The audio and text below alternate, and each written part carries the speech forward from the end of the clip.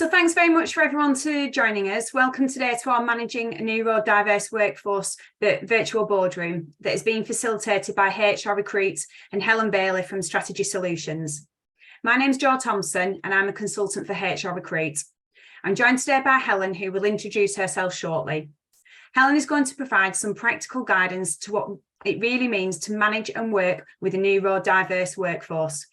If you have any burning questions or comments during the session, then please put them into the chat box facility and we will cover them as we go along. I'm now going to hand you over to Helen, who will introduce herself and start the session. Thank you. Okay, so let me just do the technical know-how bit, which I really enjoy. There we go. So hello, do you say good afternoon at 12:30? I always get confused. So hello, I'm just going to go for that. There we are. I'm Helen Bailey. I'm the Head of Learning Development at Strategi Solutions. And I'm going to talk to you, as Jo says, about managing a neurodiverse workforce and just some of the things around the findings that I've read and the research that we've done into this topic. So before I go any further, I just want to tell you a little bit about Strategi, who we are, what we do, what we get up to. So this is what we call our magic picture, I guess. We often describe ourselves as like the Avengers. And what we mean is we don't dress up at weekends, but what we do is we are a team of experts who all work on various different projects. Our big thing is culture change, and we bring together sort of the people, the marketing, creative piece within that. So just to talk a bit more about our services and what we do. So we do health and safety from a people perspective, health and safety recruitment, culture change, HR consultancy, and as Head of Learning Development, I would say we do amazing L&D. I have to be careful because if I have somebody from Strategi in the room, I have to make sure we do amazing that as well. From a marketing perspective, we do digital. So we do build online communities. We do media placement. We do public relations. So we place articles and we go for awards and events. And I'll talk to you about some of those things that we've done as well for ourselves. Hello. There you go. From a creative point of view, you'll probably notice I've got a lot of stripes behind me and all the slides you're about to see, they're all branded by our in-house design team. So we create brands, we do website design and development. It's fantastic for me as a learning and development professional because I don't need to worry about doing any of those. And here are some of the people we work with. So just from a client point of view, we go all the way from small to medium, all the way through to international clients as well. And just the very last slide on this, here's some awards we've won and we've gone for. I like to pause when I leave that slide up, so I hope that you'll be impressed by that. So today, you didn't join to listen to me talk about Strategi. You listened, you dialed in essentially to listen to hear me talk about managing a neurodiverse workforce. So what did I want to talk about today, really? I really wanted to get into the definitions and really talking about what do they mean. Some facts and figures. Anybody who knows me will know that I love a stat. So we're going to have a little bit of a chat about that. And then really to talk about some of the more common neurodivergent thinking styles. And I really want to talk about it in terms of some of the strengths as well. I think too often we look at some of these styles, thinking styles, and we think, the challenge. And, there's a lot of strengths, and there are some organisations who've physically gone out and sought people from the neurodivergent community to employ because they bring a lot to the party. And then to talk about, as Jo said in my introduction, some practical strategies for each stage of the employee life cycle. And that really takes us into that how to build an inclusive workplace piece. So the first part really is really to kind of define what we're talking about. So for this part, what I'd like you to do is jump onto menti.com and use the code 57408362. And what words would you use to define neurodiversity? Yeah, and I don't mind what there is. This is not an opportunity to kind of come up with a dictionary definition, but really, what are some words that you would use? And let's see if we've got some commonality. Oh, audio settings, Rachel. Jo, are you able to help with that in the chat? Yeah, I'm not sure of the answer.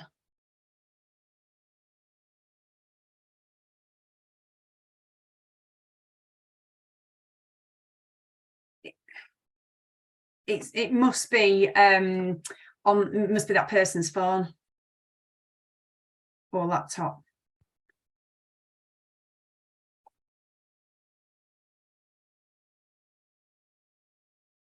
Apologies, Rachel, because I completely fess up. I'm not a tech expert. Ah, there you go, Rachel. You're all sorted.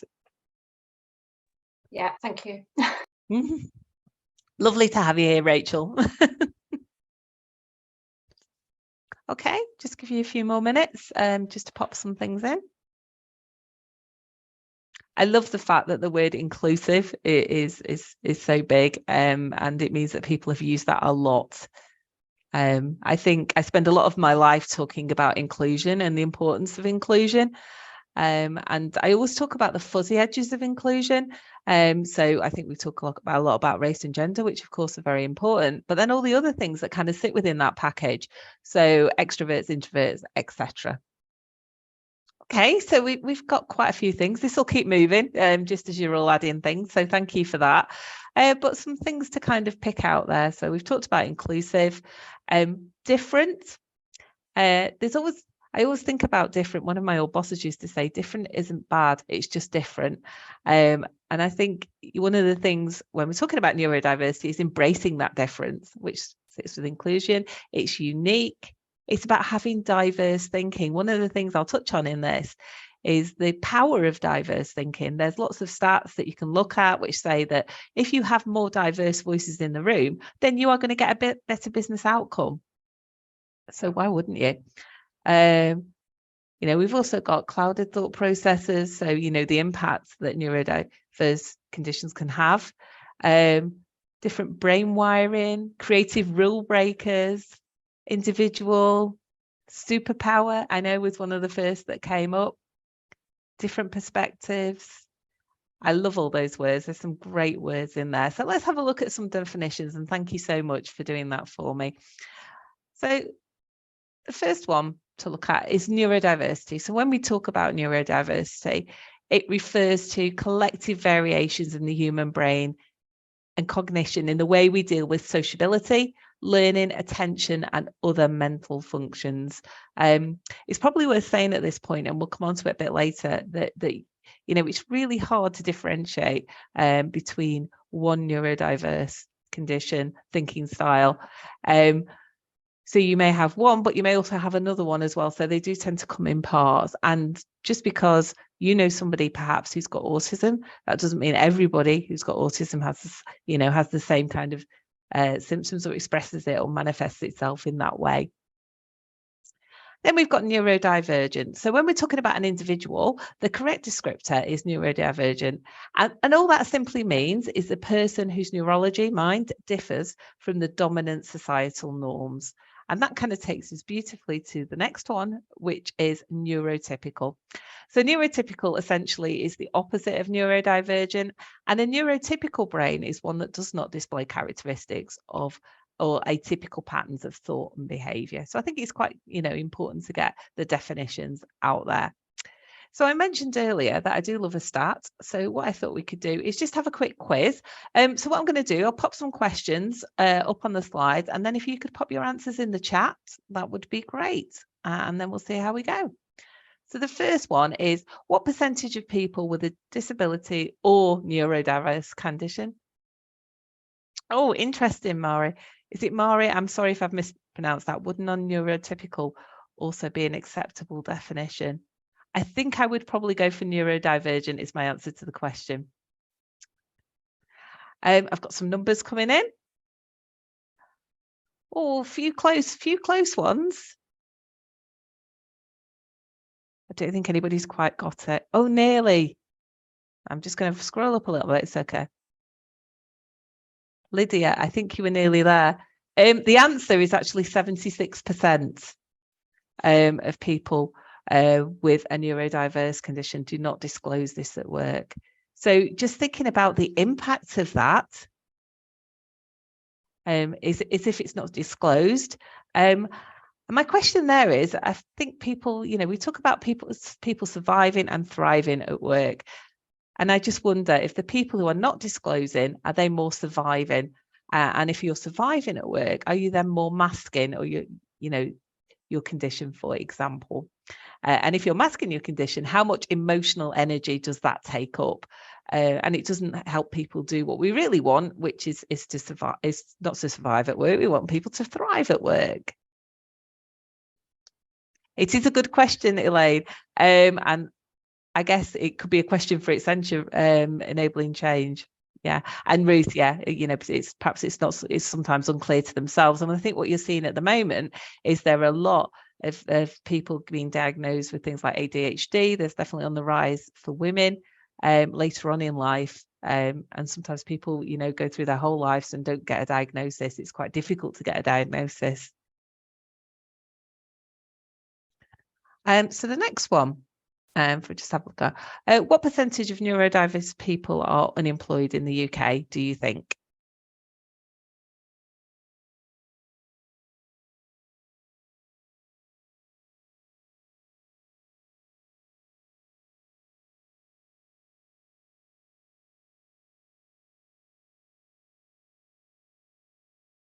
I'm just taking a minute to enjoy all the numbers coming through. Sorry. So this research is done by the Donaldson Trust, and it's 30 to 40% of neurodiverse people are unemployed in the UK. And one of the things we'll talk about later is some of the challenges around recruitment, for example. And just a bit of extra information just on the bottom of that slide, neurodivergent people are estimated to make up 1 in 7 of the population in the UK. But as you've so rightly said in the chat, this could be more if people aren't aware of a diagnosis or it's not been disclosed for whatever reason. So question 3, what percentage of employers have not accommodated their recruitment processes for people with neurodivergent traits? Oh, those are big numbers in the chat for this.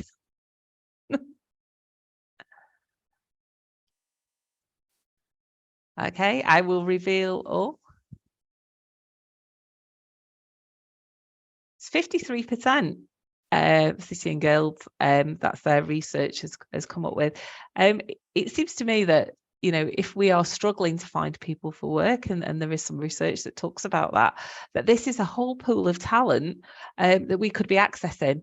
But yeah, I absolutely agree with you in the chat, better than I thought, but not good enough. There's a whole pool of talent we could be accessing, but we're kind of closing it off straight at that front door into the workplace. Okay, I've just got a few more. So question 4, what percentage of autistic adults in the UK are in full-time employment?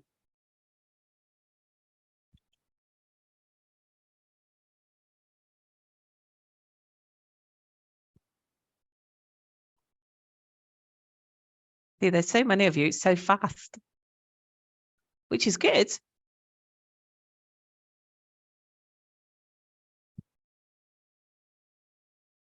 I think there was somebody near the front who was so close. It's 16%. That comes from the CIPD Neurodiversity at Work report. There are sort of 2 key bits of literature that I definitely recommend to you. This is one of them, the CIPD report. And the other thing is it's a book by Theo Barrett and Amanda Kirby, which is called Neurodiversity at Work. That's in the resources, and Jo has a copy of the slides. So I'm sure that if you email Jo afterwards, she's more than happy to share them on my behalf. But both of those, I love a wow in the chat. Fantastic. But those 2 things, I think, offer the most practical base things to help you. And just, to kind of put this on the end of it, really, research also shows that a significant majority, 77% of unemployed autistic people say they want to work. So that kind of feeds into that barrier we've just been talking about. So question 5, what percentage of neurodivergent workers found that they were more likely to apply for a job at or continue to work for a company which they knew was supporting neurodivergent employees well?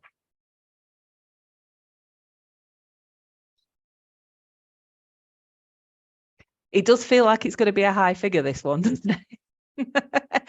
which is replicated in the chat. So I'll just go straight for it. 93%. And that's research that's been done by Text Help, who are a company who provide resources to help people in the neurodiverse area. And I've just got one more. Yeah. What percentage of respondents said that they felt excluded at all kinds of events due to lack of accessibility of an environment that is not welcoming to neurodivergent employees? I feel like I could spend the whole session doing this because you're so in the zone.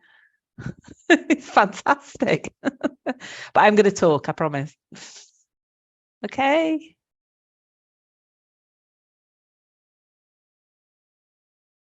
So the answer is 60%, and that comes from neurodiversity of business. So if we're talking about examples of what that is, so sometimes it can be there's no captions, there's no quiet spaces for people to go to, there may be an excruciating round of welcoming activities or networking, there might be a lot of noise. So all those things can be excluding, if that's not a real word, is it? Yeah, excluding for a neurodivergent person.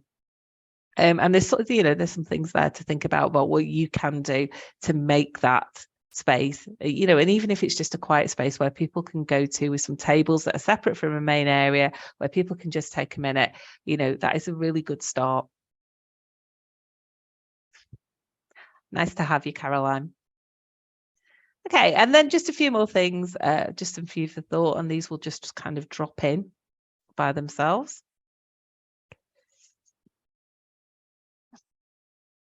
And this really plays to the point about, I started off by talking about strengths, but really talking about, they help sharpen up the thought processes of the team.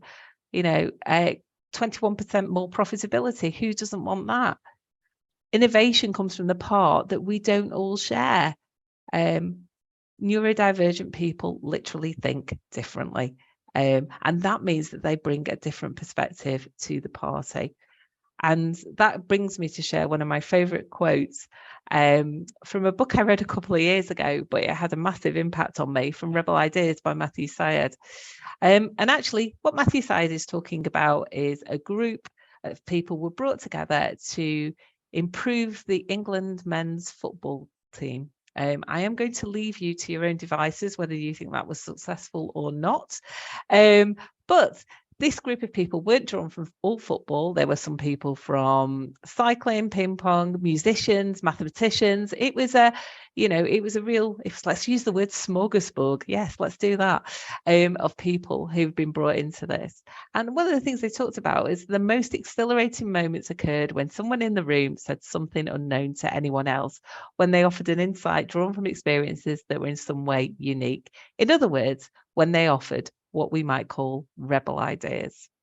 Yeah, I love the idea of a rebel idea. It's just different.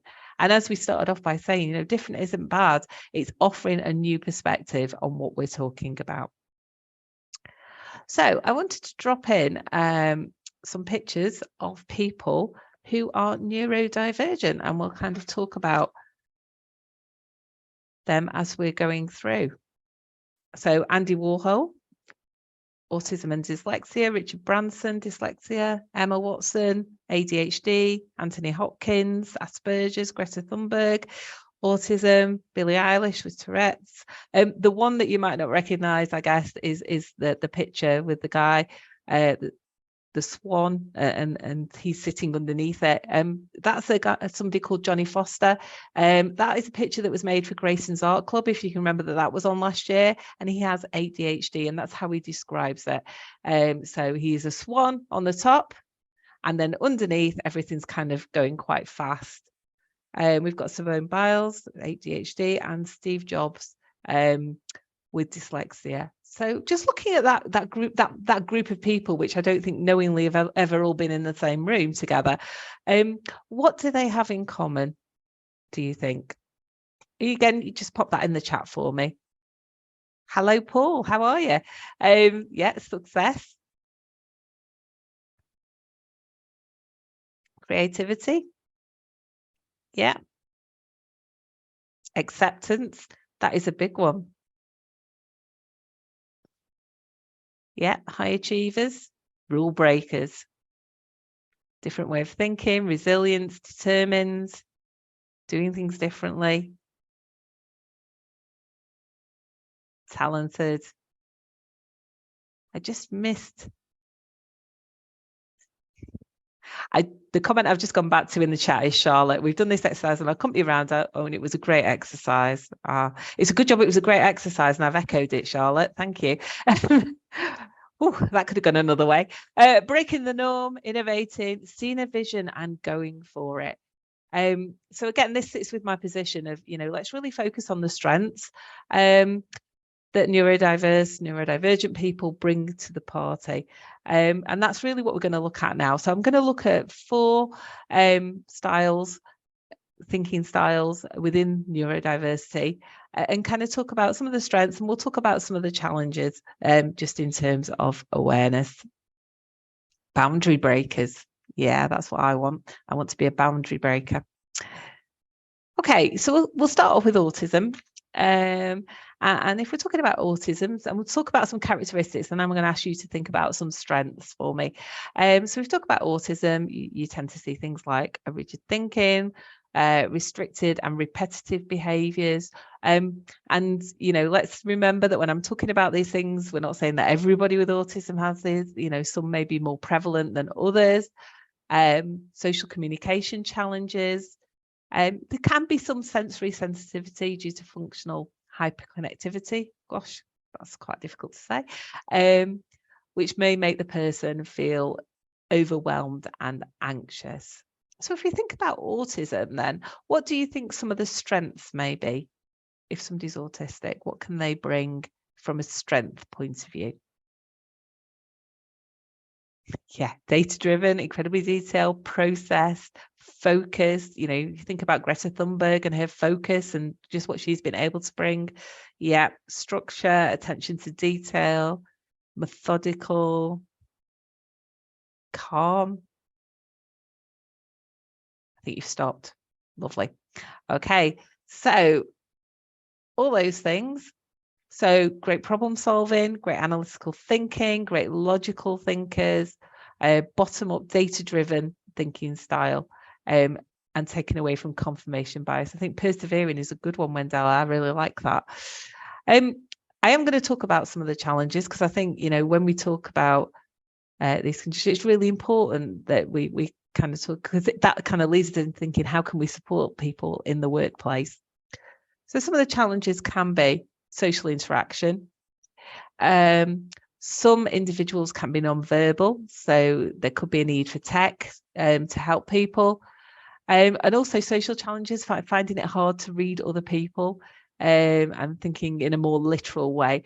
So, not having all the sort of toolbox of emotional intelligence, and not picking up on some of the social cues. And I think one of the things you can do to kind of help people is be more explicit in those social cues, and talk about, we all go for lunch at a certain time, and, this is how things work, and not rely on those kind of things just being picked up sort of automatically, for example. Okay, so let's have a look at dyslexia. So dyslexia, some of the characteristics there: it affects the development of literacy and language. It can sometimes lead to slower working memories and processing speeds. But what do you think are some of the strengths for somebody who is dyslexic? Strategic thinking. Thanks, Lisa, for getting us started. More creativity.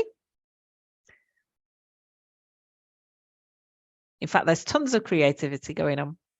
Maths, design skills, outside the box thinking, seeing things a way that other people will not. Cool.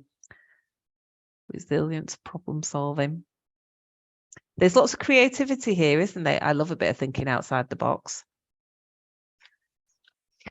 So some strengths here: general inventiveness and creativity. Excel at pattern spotting, useful when working with, and somebody said data, didn't they, in complex data or within fast moving markets.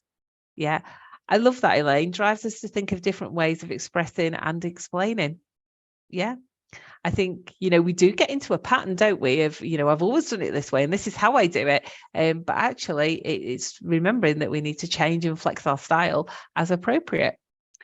Okay, some of the challenges then, there can be a weaker working memory with somebody who has dyslexia. Reading and writing at speed. So, you know, you might need to allow some more time. Things like sensory sensitivity. So, for example, from having really bright overhead lights, I just started pointing upwards as if you could see my lights then. Next one is dyspraxia. So dyspraxia, complex condition which affects muscle coordination and perception. And so that's your vision, your hearing, or the awareness of where your limbs are in place. This is sometimes referred to as being quite clumsy. So again, if we can do the strengths thing, somebody can kick us off with some strengths for somebody who has dyspraxia.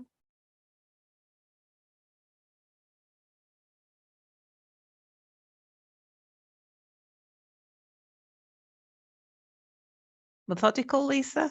So Lisa again is leading the way in the chat. Thank you. Can create quite creative experience, empathy.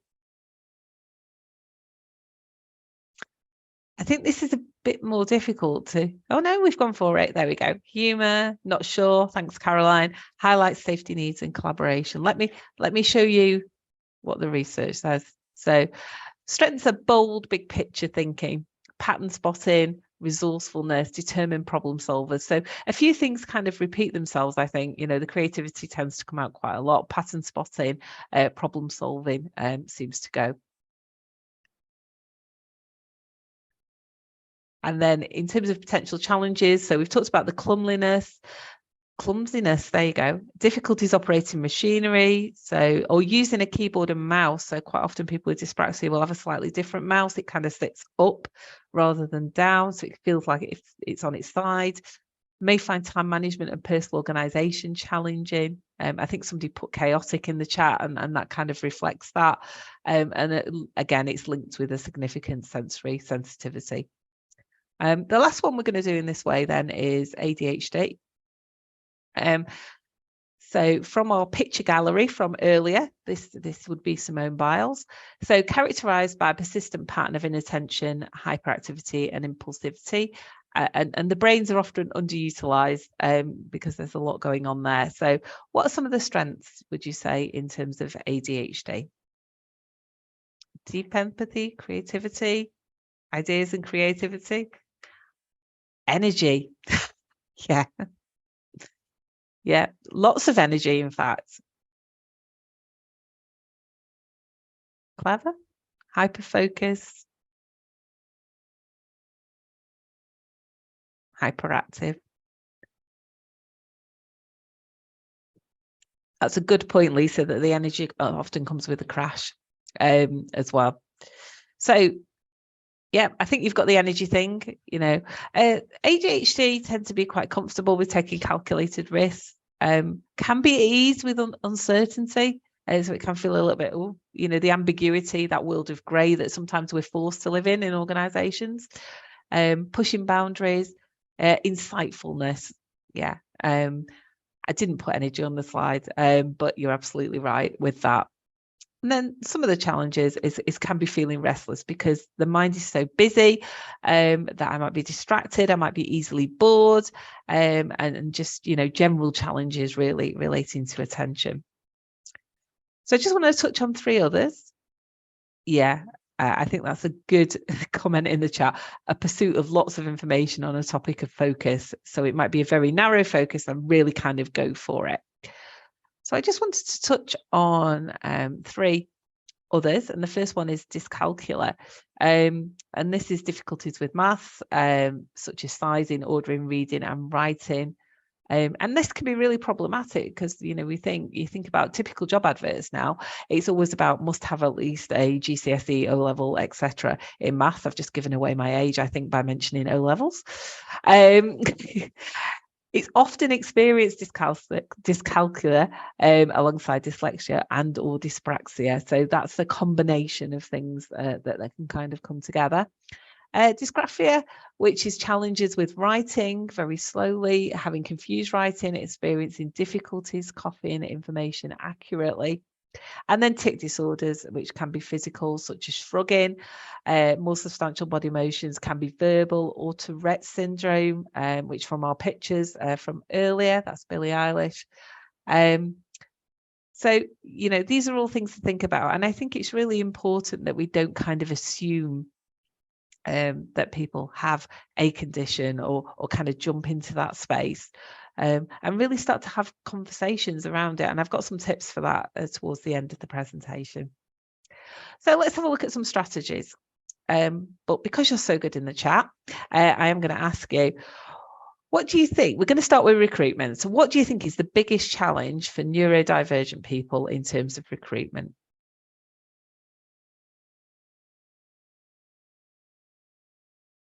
And you can just pop some ideas in the chat. Making contacts in the first place, I don't think that's a bad shout. Panicking about the interview, application forms, adverts, facing strangers, trust, rigid processes. Yeah, not knowing what to expect. I think we could just put everything, really, couldn't we, there? I think there's quite a wide range of what you're going. No infrastructure. So we talked about the 53% and there not being an infrastructure. So let me show you some research. This is the City and Guilds Neurodiversity Index report from 2023. The number one was interviews, but as you've kind of beautifully demonstrated in the chat, this kind of comes out in a whole range of things. So you've got face-to-face, creating a CV, job searching, networking, flexible working options, psychometric assessments, you know, virtual application processes, gaining adjustments during the application.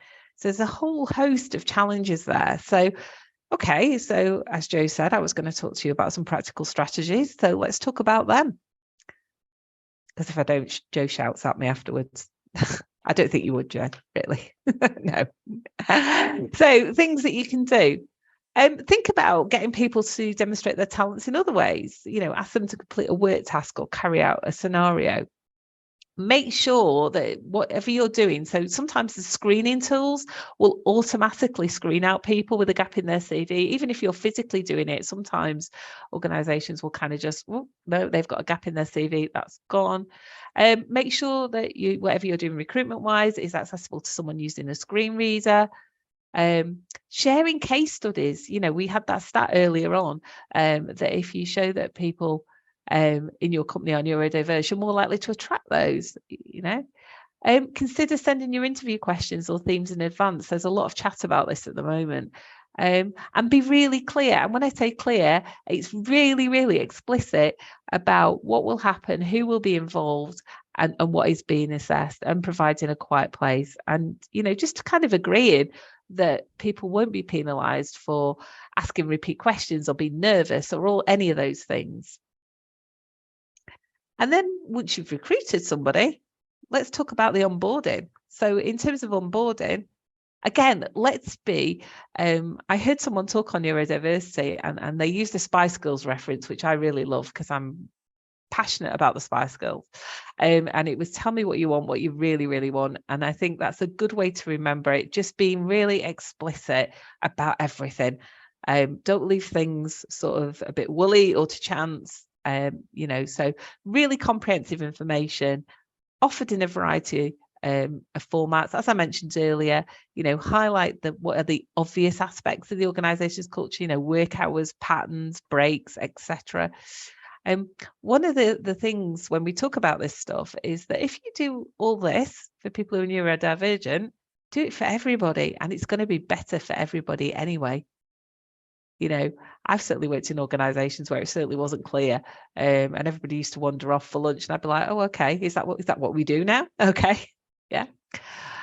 Also, just think about a workspace preference. You know, people may have preferences for a whole host of reasons, and just continuing that conversation.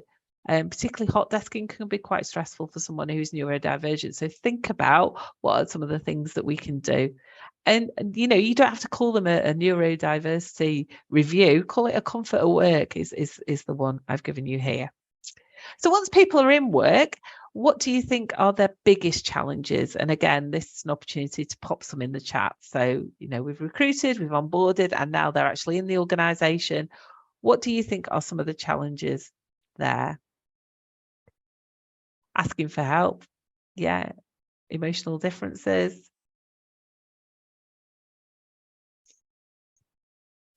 Burnout. Yeah, especially if there's masking going on, because that will really lead itself to burnout. Yeah, meeting up when we gather. I think there's a good point about remote working there. So in remote work, people who were neurodiverse really flourished because they could kind of really control the work environment. And then suddenly we were all back to the office, etc. Joining in when colleagues are chatting, the social aspects, building relationships. Okay, acceptance, feeling involved. Okay, let's have a look then. So again, this comes from the City and Guilds Neurodiversity Index report, and that sort of top one is actually work-life balance, time management, being valued for the skills I have, emotionally well-being, which you talked about, feeling of being different, feeling psychologically safe. So do I feel safe to say that I need a bit more time to do this? And that's quite important. And I think somebody put in the chat, and I can't remember the exact expression, so I apologize for that, but somebody did put in the chat, asking for help. And I think it's got to be a very psychologically safe environment where you can put your hand up and say, do you know what, I need a bit more help with this particular activity. So again, just to talk about some strategies for some very common workplace activities. So meetings, and who doesn't love a meeting? Regular breaks in long meetings and training sessions. Reducing 1 hour meetings to 50 minutes and 30 to 25. So at least there is a break. Clear agendas, so people know whether to attend. Sending some information for people to read beforehand. Providing the contact details so people can ask for adjustments, and making it clear that it is okay to ask for adjustments. And it doesn't have to be, has anybody got any adjustments? Is there anything people need so that this meeting can be a success? Is a really good time frame. Ensure meetings don't take over, and again, I think we've all worked in organizations where, it's meeting. Think about meeting-free days, for example. If we talk about communication, I've talked about the SPI skills, but clear and concise is always best. How can you get your message across in a really simple way that is both thoughtful and authentic? Yeah. Think about your emails. Is there anything ambiguous in there? Anything that could be misinterpreted? Backup actions, making sure there's a clear paper trail, clear deadlines and milestones. Yeah. Think about, if you are the manager of this person, the individual, how does that impact if you're kind of a free rolling, kind of going from one thing to another? Just think about the impact of that and how you might do that. And as I promised, I did want to talk about, what do you do if a colleague tells you that they are neurodivergent? Because I think this is a really sensitive conversation.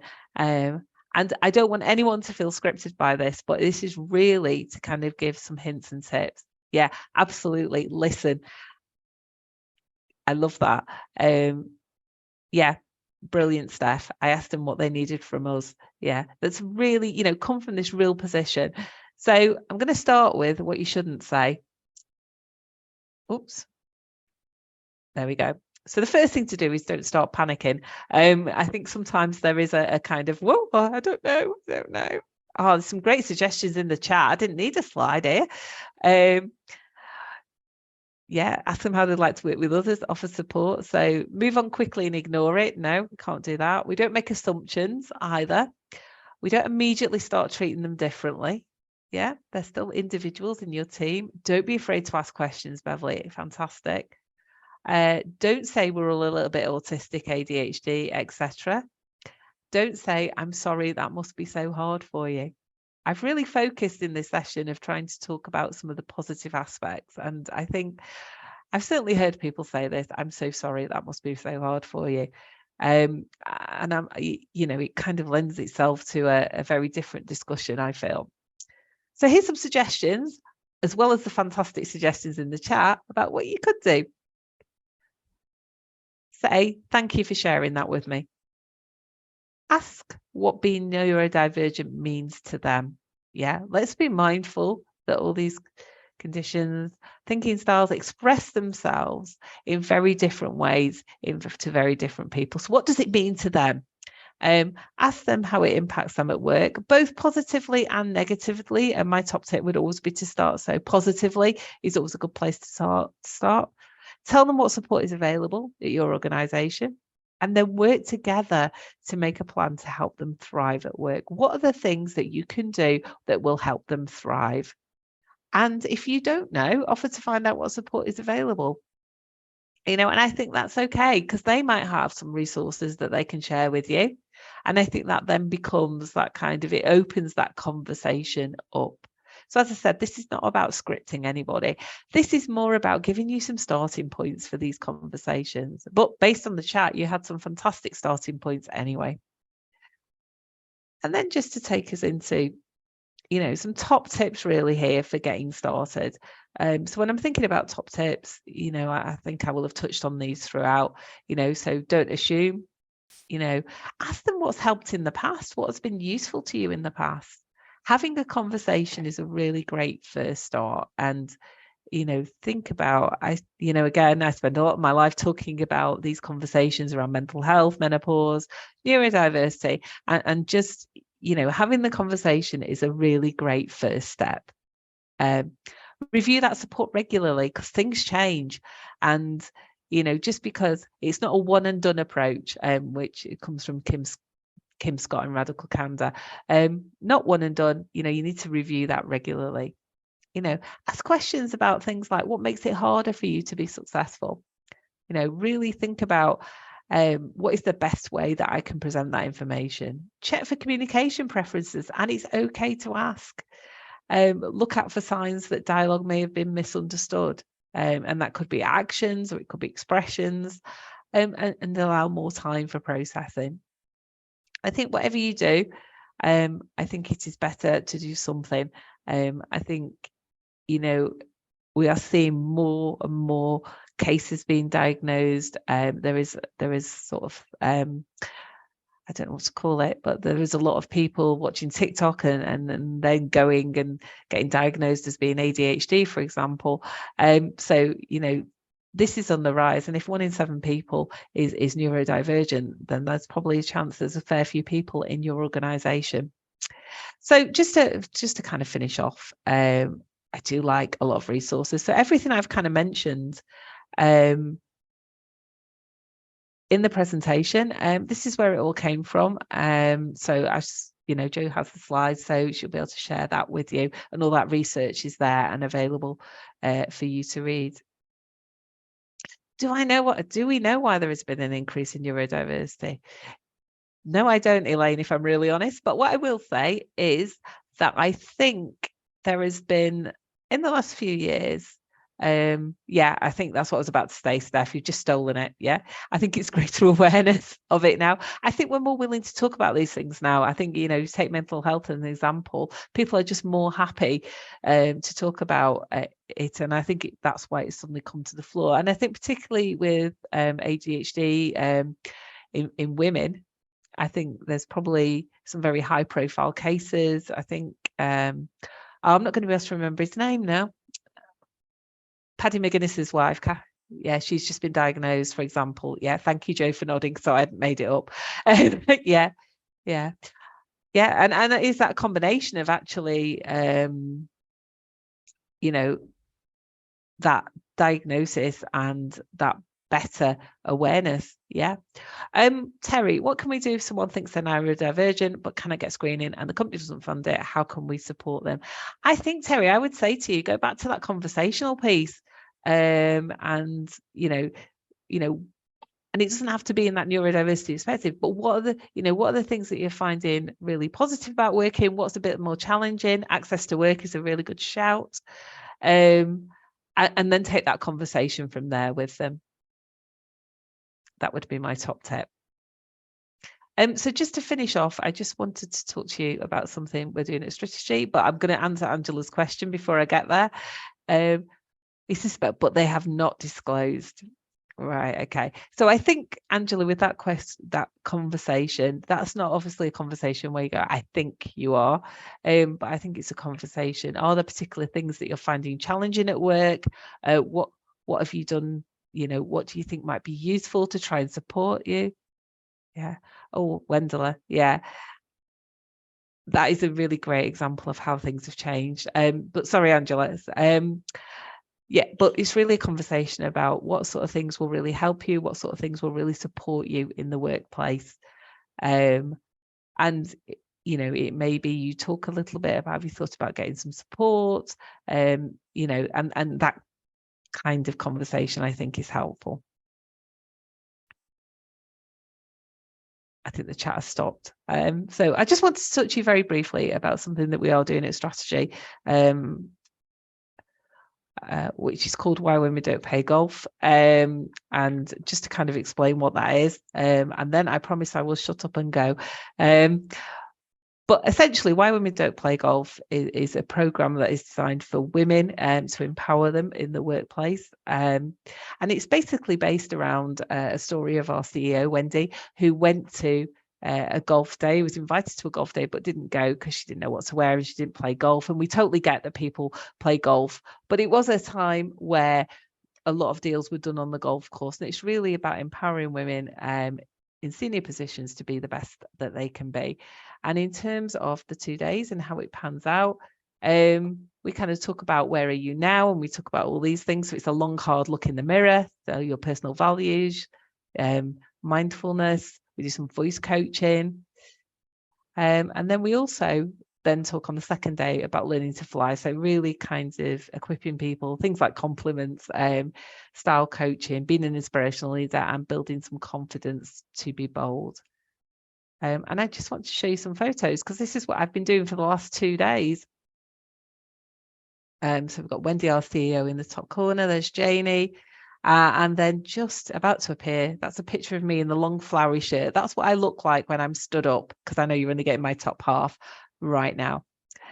So just to say, if that's something you're interested in, you feel free to drop me a chat. I'm always happy to have an informal chat and have a coffee, and we have an early bird offer for our September one. But obviously, I'm more than happy to answer any questions about neurodiversity, and I hope that's been useful for people. Joe, I'm handing back to you. Thank you. Oh, Joe, you're on mute. Sorry, totally forgot that. Good job I didn't say much. Can I just say thanks very much to everybody for your comments and contributions. Absolutely. Together with Helen, you've made a really, really brilliant interactive session. And I think, the combination of both has resulted in a really good event today. So I'd just like to say thank you.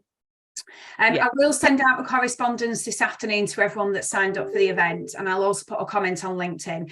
So if you would like a copy of the slides and the recording, then please put a comment against the LinkedIn post. The next events now aren't until September. I will attach a link on the email with a list of the forthcoming topics if you'd like to sign up. Just whilst Helen is here, I would like to say that the Happiness at Work one, which is on the 27th of September, is also being facilitated by Helen if you do want to sign up for that one in particular. Oh, I have lots of thoughts on happiness. I can't wait to share them with people. We'll also be sending out a short survey to everyone that's signed up as well. So if you can spare a couple of minutes, then your feedback on the session would be much appreciated.